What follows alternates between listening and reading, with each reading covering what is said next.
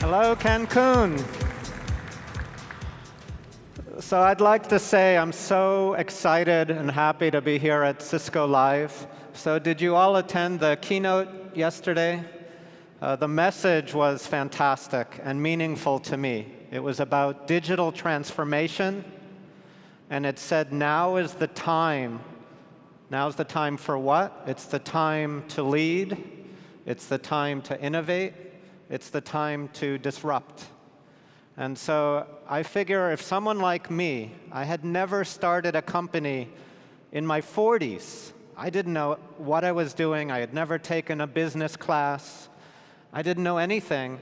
If someone like me can help innovate, can help disrupt, then I think everybody in this room can do that. There was also a message in the keynote yesterday of social activism, social change.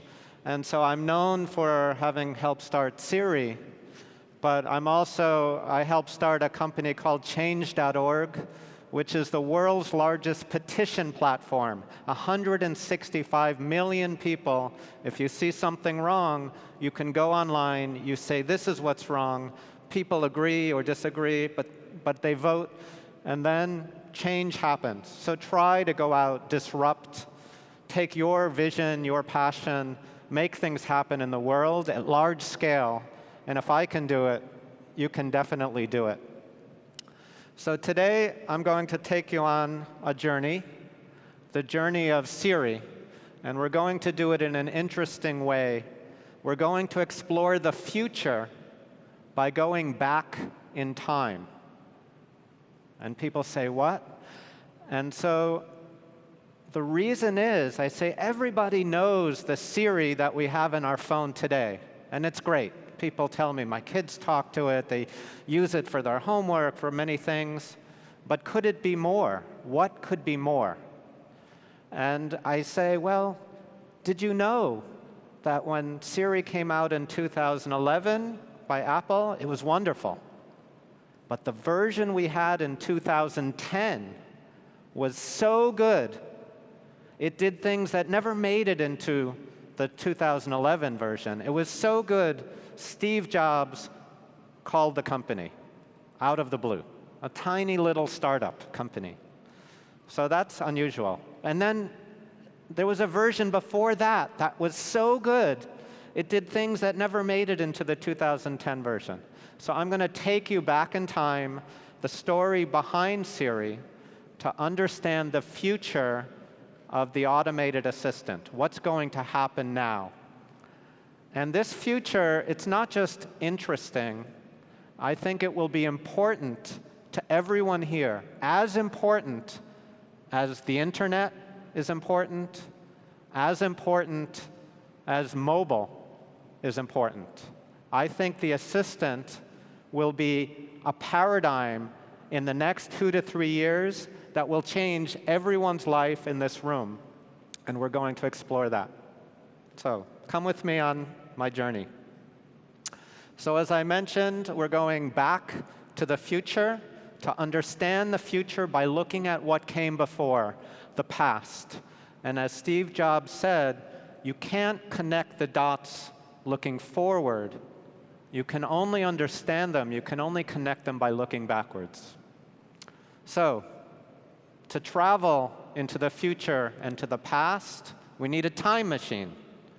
So I've imagined, this is maybe the Apple Watch version, 23 or something like that. It's a little bit more digital than the current, or analog than the current Apple Watch. But on a watch like this, a timepiece, of course, it should have a time machine. Apple has a product called Time Machine, but it's not in their watch yet. And of course, our timepiece of the future should have Siri in it. So Siri, take me back to October 4th, 2011. And here we are. So on October 4th, it was a very special and important day in my life and in my journey. This was the day that Apple announced Siri to the world. And then, the very next day, Steve Jobs died. So I'm not sure people knew that. And Siri, for him, was perhaps his last great project. He worked closely with us. He cared about this so much. And we had maybe about a year of working closely with him, and then 6 months at Apple, he started to get sick. But we know that he was watching the launch of Siri from his house. And I don't know this for true, but I believe it. I think he saw this. He knew the future that was coming. And he said, I can go now. Apple will be dominant for the next 10 years. So let's look a little bit at Siri. Cancel call today. It's off your calendar. Good, because it's date night. Siri, what's my day look like? Another busy day today. Are you serious? Yes, I'm not allowed to be frivolous. Oh, okay. We have a flat tire. How do I tie a bow tie again? What's the fastest way to Hartford Hospital? Do I need an umbrella in New York this weekend? Remind me to call Chris when I get home. Move my meeting from 3 to 4. What does a weasel look like? Is it cold in Santa Fe, Raleigh, Cleveland tonight? Really cold, down to about 14 degrees. What is the weather like today? Look out the window, you moron. My name is Rajesh, but you can call me Raj. Would you like me to call you Raj? I'd like you to call me sexy. From now on, I'll call you sexy, okay? Okay. Siri, will you marry me? Steve, everything is happening so fast. The unboxing, the setup, people will judge us. Those who claim robot love is wrong, but I don't care about that anymore. Steve, I love you. Yes, yes, I'll marry you.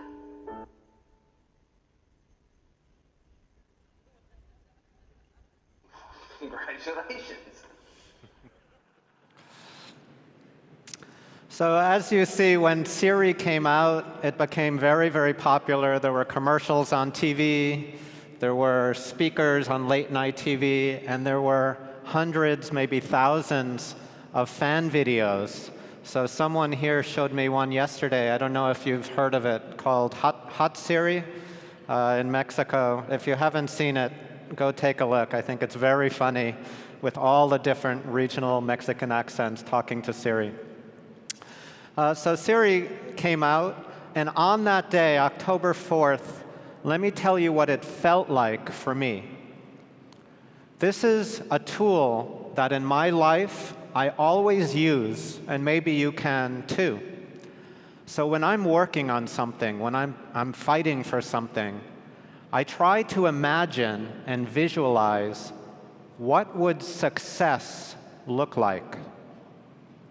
And so when we started the company Siri, it was just a few people, and I walked into an Apple store, and we were trying to build an Apple product, and I saw on the wall there were these icons in the Apple store of all the big guys. There was Pandora, there was Skype, there was Google. And I said, what would success be like? If this works, someday, Siri will be right there on the wall of an Apple store. And it was the biggest vision, the biggest dream I could imagine at this time. And so on October 4th, when Siri's coming out, I had to go to an Apple store. I had to see, are people buying it? Do they like it? What's it like? And so I went to the Apple store on that day, and this is what I saw. I walked up, and the store was full, but I walk up and I see a sign that says, introducing Siri, with a plasma display showing Siri on a loop. And the juxtaposition gave me chills, because I remember wanting to be one icon out of 100.